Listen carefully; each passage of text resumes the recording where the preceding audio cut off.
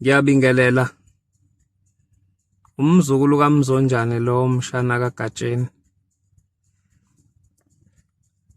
Ngithi angizethule. Ngibingelela kuwe baba uMpanza. Mhlonishwa. Baba. Ngaphambi kokuthi qhubeke nokukhuluma ngicela ukudlula kule ncwadi eyamaRoma 11 verse 16 ithi uma ulibo lungcwele nenhlama injalo, uma impande ingcwele namagatsha anjalo, kepha uma kwaphulwa amanye amagatsha wena-ke ongumnqumo wasendle wafakelwa phansi kwawo, wahlanganyela nawo impande amafutha omnqumo. Ungazigabisi phezu kwamagatsha, kepha uma uzigabisa akusuwo othwele impande, kepha impande ethwele wena. Uzakwathi wena amagatsha aphulwa kuba mina ngifakele, kulungile aphulwa ngokungakholwa, wena-ke umi ngokukholwa, ungazikhukhumezi, kepha yesaba.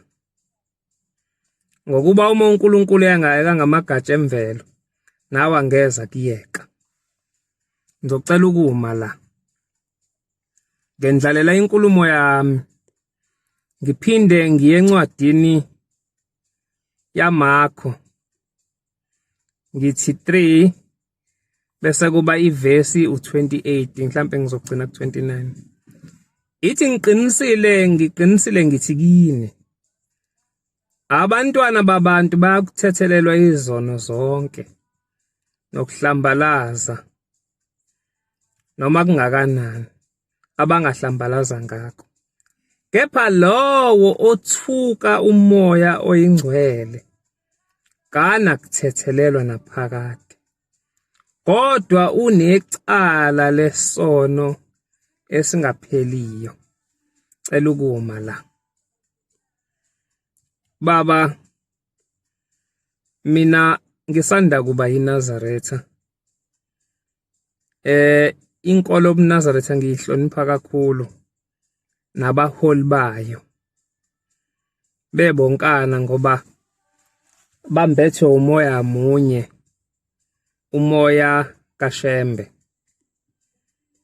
Lo moya kaShembe ekuthiwa uyingcwele. So ngizibona kungafanele ukukhipha nagamana linye kumuntu wakaShembe libi ngilibhekise kuye, ngoba bebonke labantu bayigazi likaShembe lo thina esazi ubuNazaretha ngaye.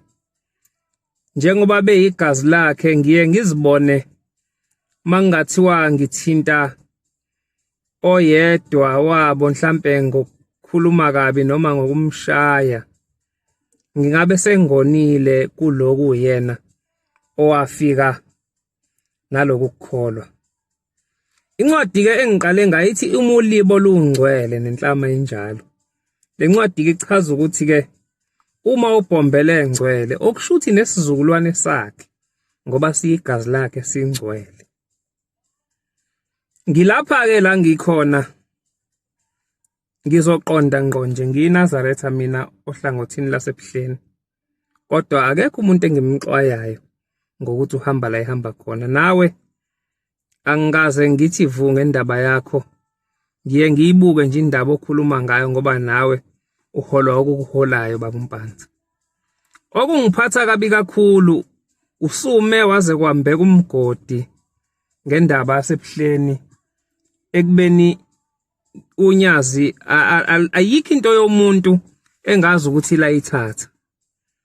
Ayikho futhi into elishumayela ngayo ekhomba ukuthi njengoba wena wakwenza wavula ibandla lakho urongi, luzihola thina, lusikhokhele. Manje kungiphatha kabi, ungumholi baba. Njengoba ungumholi, ngicela ukhombise ukuba umholi, ngoba uma uwumholi ufana nobaba, abantu babonela kuwe ukuthi uma uwubaba kufanele uziphathe kanje, uma uwubaba kufanele ukhulume kanje. Kufana noma ushela intombi, awuthi mawushela intombi ukhulume ngami ngoba wazi ukuthi nami le ntombi ngiyayishela. Usuke ungeyili isoka mawukwazi ukukhuluma kanjalo. Ngaphezulu kwakho konke ke, wena ungumholi othuthunyiwe uNkulunkulu. Usekhona yini uNkulunkulu kuwe baba mangabe usibulala inhliziyo kanje ukhulume kabi kanje ngomholi wethu? Mina unyazi ngiyalithanda baba. Ekulithandeni kwami noma ngabe ngiyashumayela la ngishumayela khona, angikaze ngime ngokuthi abasekutheni babi ngoba akaze sifundise lokho. Manje iyangidida lento ngoba wena umholi, usifundisani ubaba kuthina ukuthi wena ukwazi ukuma njengomunye umholi ozithulela oqhuba into yakhe, ukhulume yonke lento ikhuluma iyasihlukumeza lento. Kusho mina kuhle ngikusho baba, cha isingihlukumezile. Ngithathe lelinyathelo nje ngithi ake ngikhulume nawe njengomuntu omdala, mhlawumbe uzo-understand ukuthi baba siyakuhlonipha ubaba kuthina. Ngabe kulungile niwena ujivaze omunye umholi? Ngabe kusewuNkulunkulu lo ofundisa ukuthi kumele ujivaze omunye umholi kanje umneke? Ngoba zonke lezi zinto ziyakhiwa. Mina ke ngicela ukubuza ukuthi thina senze njani ke thina esibukela kuwe njengobaba esikuthatha njengoba mangihlangana nawe endleleni mina ngingathi baba noma usukwenzile lokho angeke ngibambe inhliziyo ngoba uNkulunkulu engimlandelayo akazange ngifundise ukuthi angithanda abantu noma bengangithandi, angingabi namagqubu, angeke ngikubambele igqubu baba Mpanza. Kodwa ukubuza kwami, uma ithi incwadi uma ubhombela engcwele, kukhona yini okunegazi lakhe esingase sikubuke thina abantu basemhlabeni sithi mhlambe sekunechashazi na? Umbuzo lo. 2, angazi noma emhlabeni unalo nolwazi baba ukuthi umuntu ozoba umholi uyafihlwa. Akazanekwe nje aziwe ukuthi lo hayi kusasa uzoba umholi, kodwa uyafihlwa ngezizathu eziningi engizoyibala. Baningi abantu abagaqela ukuthi mangabe beyibuka into bese beyibona ukuthi lento nabo bangayenza. Ngasa obala lo ozohola, khona into abangayenza ukumkhinyabeza noma agcine engahlalanga ukuze kuhlale bona. Angazi noma uyakwazi. Ukufihlwa ke komholi ufihlwa kanjani? Ukufihlwa komholi wenziwa fane nabo bonke labantu osukubabona wena. Mhlawumbe azadle epletini njengoba nawe udla. Mhlawumbe agibela itekisi njengoba nawe uyigibela. Bese kuthi ngoba thina amehlethu abuka anengqondo yethu igcine la kuphela khona amehlethu. Ingqondo yethu icabanga kanjalo, la kuphela khona amehlo siwe sekuphelile thina ukwazi kwethu. Bese sithi lo kusasa mase umholi, hawu lo engake ngadla naye sosinyama naye umholi kanjani? Bengithi mina ngicela ke ukhombise ubuholi nokuthi ufundile baba. Ungasibulali kanjena. Akumina ngedwa umbulalayo uma ukhuluma kabi kanje ngethemba lami. Mina ngazi ukuthi ushembe uhleli onyazini lwezulu. Uma usuzokhuluma kanje baba cha uyangibulala. Kuhle ngikusho lokho. Angazi noma uyak-approve yini uJehova wakho ukuthi mangabe ekubekile phambi kwakhe bese kuba khona abantu babulalayo. Bangakheka abantu ngokuhola kwakho. Bengicela ake uyibukisise kahle le ndlela ohola ngayo. Usumjivaze kakhulu ushembe. Njengoba ithi incwadi abantwana babantu bayokuthethelelwa zonke izona abazenzayo.